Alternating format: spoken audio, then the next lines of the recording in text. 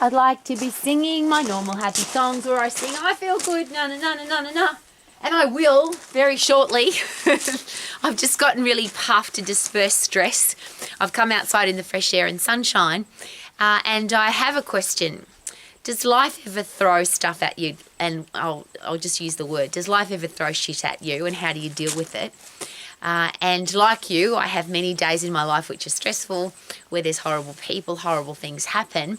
And of course, because I'm fit and strong, I know how to deal with that. So I get puffed 100% effort, which I've just done. So I've gotten my heart rate up to 100%, which created epinephrine, adrenaline, cortisol, which are the fight and flight drugs inside your body, the neurotransmitters, to get you the hell away from the stress or to turn and fight the stress.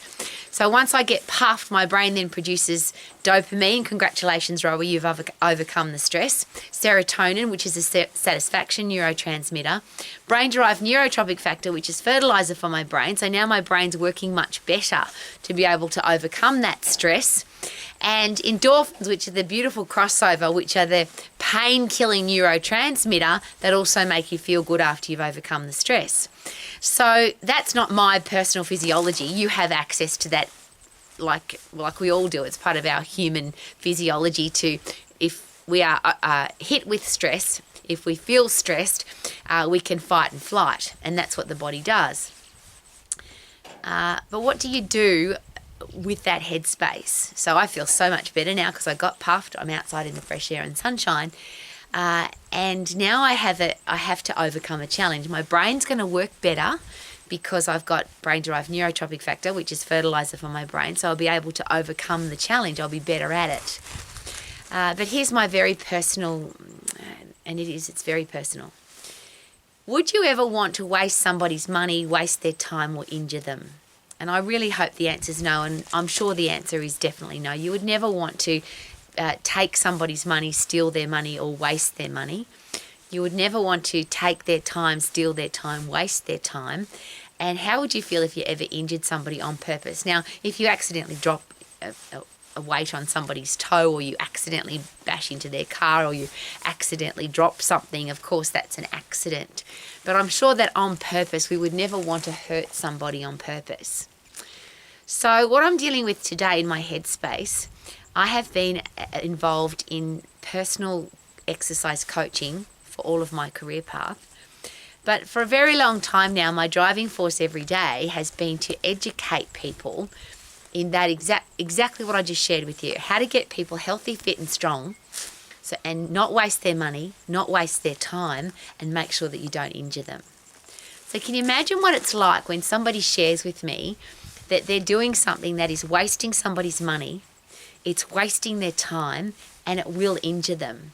It might not injure them today, but it will injure them sometime in the future. It's not if it will, it's when it will.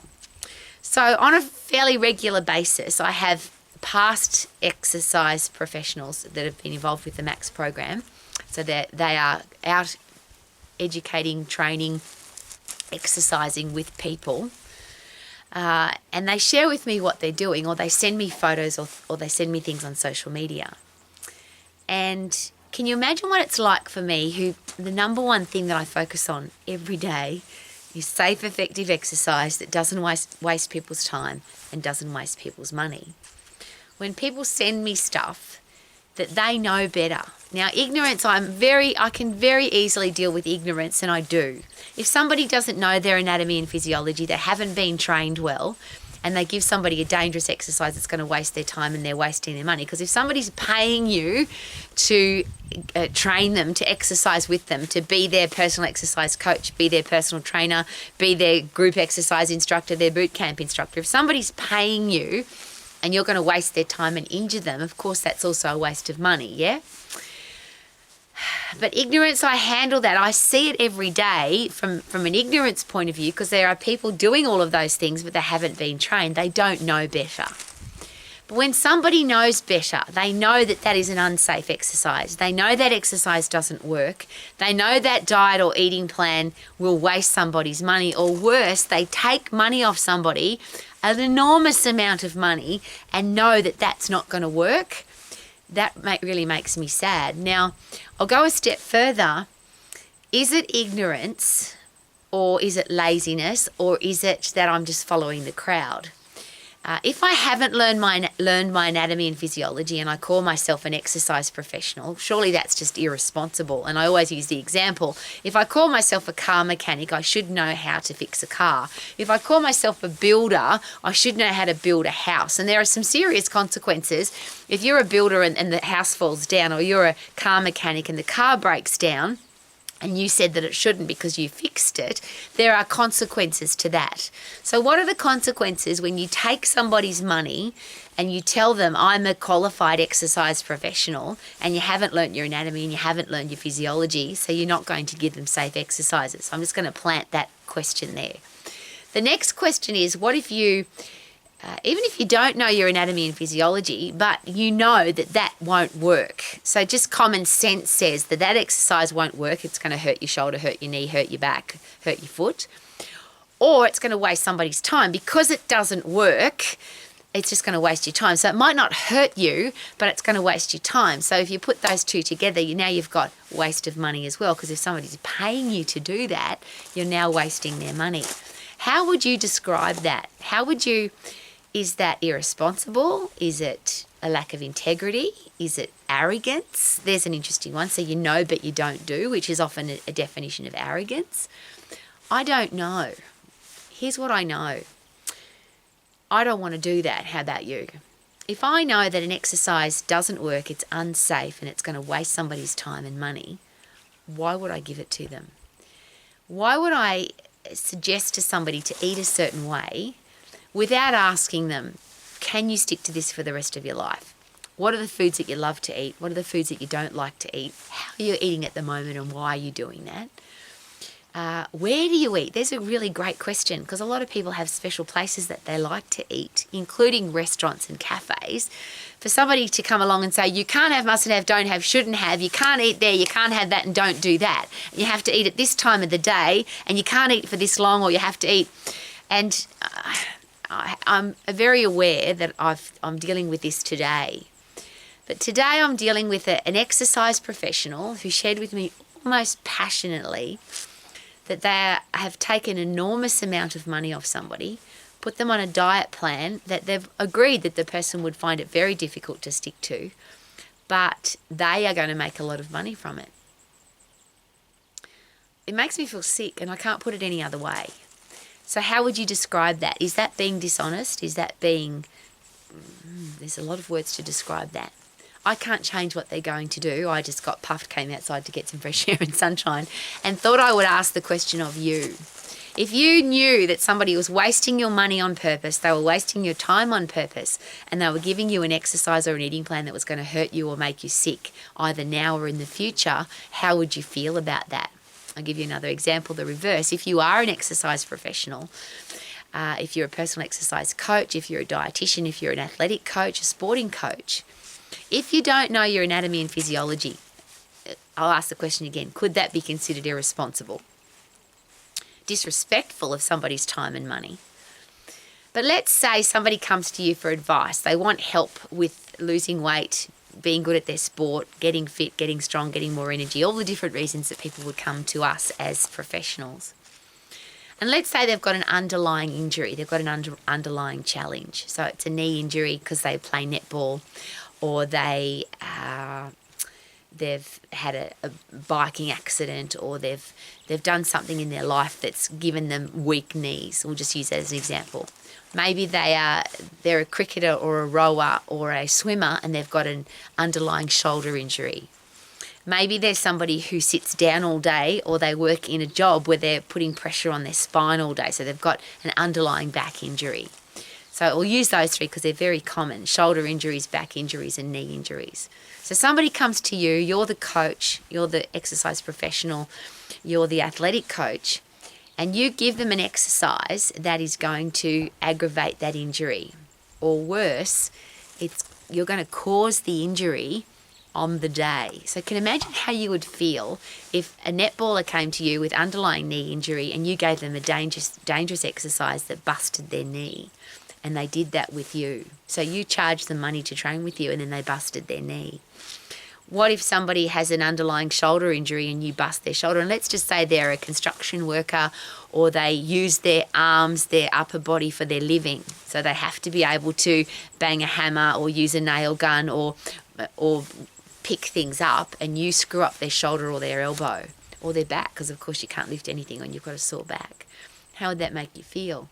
Now, I'm sharing that with you because most of the exercises that you will see on social media, in the gym, in a personal training studio, if you put that exact same movement pattern into a construction site or onto a building site, into a warehouse or a factory, it would be against workplace health and safety rules. You wouldn't be allowed to do that movement in that place because you'd be under threat of injuring your person who's working for you.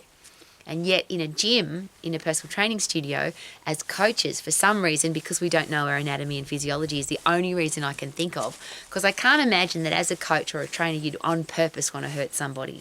So it must just be that you don't know.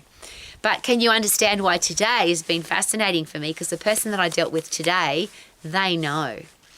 They've actually got quite what I thought was a good understanding of anatomy and physiology. And the reason I know that is when they got qualified, they answered all the questions. They answered the questions with, yes, I think that's a dangerous exercise. No, I wouldn't give that to my client. No, I wouldn't waste my client's money on that kind of eating plan or diet plan, because obviously that person can't stick to it for the rest of their life. It involves foods that they don't like, and it involves an enormous amount of money. Do people need to invest an enormous amount of money to get fit, get strong, lose weight, feel fantastic? And of course the answer is no. So I feel very responsible because I know that this person knows better. I wish I could change what happened. I wish they weren't doing what they were doing. I can't change other humans though. I can't do that. I can only live the example of healthy, fit and strong. Can you? I can only live the example of learning my anatomy and physiology, and I'm learning more and more every single day, and I've been doing this for 40 years. This is one of the things I find really fascinating. Sometimes I've got to punch the bag really hard because people say to me, I know my anatomy and physiology, but I ask them a question. A simple question like, what are the 4 macronutrients? Where do they come from? How do we store them? How do we burn them? How does the brain work? How does the brain how does the central nervous system fire up the muscles to get them to work? How do we get fit? How do we get strong? What's the physiology of getting fit and strong? What are the major muscles involved in that exercise? I ask those questions, and an exercise professional, or what they call themselves is a professional, they can't answer those questions. So you can imagine that makes me pretty sad, disappointed. Sometimes I get angry because I don't want people to get hurt. I don't want people, and I have to take responsibility for this, and this is why I get, because I've been there. I'll just explain it that way. I was in the position where I was a recognised exercise professional. People trusted me with their health. They trusted me with their money. And I didn't know my anatomy and physiology. I'd learnt enough to pass the test, and I believed all the stuff that people told me, the experts. I didn't learn my anatomy and physiology for myself. So when somebody said, do this exercise, and they were an exercise physiologist or a physiotherapist or a coach, I'd go, well, they must know because they're important. And I always say this, I was impressed with their impressiveness. But how impressive is it when you call yourself a coach or an exercise professional and you don't know your anatomy and physiology? You can't actually explain why that exercise is safe or unsafe. You can't explain the muscles that are being used and why you would do the exercise. Those simple questions, what result do I want to get from the exercise? Is it functional? Most importantly, is it safe? Is it functional? Is that how the human body works? Is there a better exercise? And if I do that exercise, will I get the result that I want? And if the answer is no, why would I do it? But too many times now when I ask that question, people just, I saw it on social media, or I saw somebody else do it. Social media has a lot to answer for, but does it really? Or do we have to answer to ourselves? Just because there's a bunch of people doing stupid exercises on social media, does that mean that we have to do it too? 10 million people doing a dumb thing doesn't mean it's not a dumb thing. It just means 10 million people have followed some social media influencer believing it to be good because somebody else said so. Wouldn't we want to find out for ourselves as a personal exercise coach, as an exercise professional, as a parent, as a teacher, as a leader who's giving advice about being healthy, fit and strong? Shouldn't we learn our anatomy for ourselves? Shouldn't we not want to hurt somebody? The number one rule for an exercise professional is I will not injure my client. Should we add to that, I will not waste my client's time and I will not waste their money, because could that be irresponsible and rude? Now, I would love you to sing every day like I do. I feel good, na na na na na na, because look at it, it's beautiful out here. But the challenge is that the world is filled with, and I'll use this as my philosophy in life, there's always going to be bad people, and there's always going to be bad stuff that happens. But the world only becomes a bad place when good people do nothing. So there's my question. What are we going to do? As a personal exercise coach, as an exercise professional, as the owner of an international fitness business college, I want to be rock solid, being able to put my hand on my heart and say, I am learning every day, getting better every day, wanting to understand more every day about the human body and how it works, so that I don't give people dodgy information, because I want them to get fit and strong and stay that way for the rest of their life and do it safely. I don't want to waste their time, and I don't want to waste their money. How about you?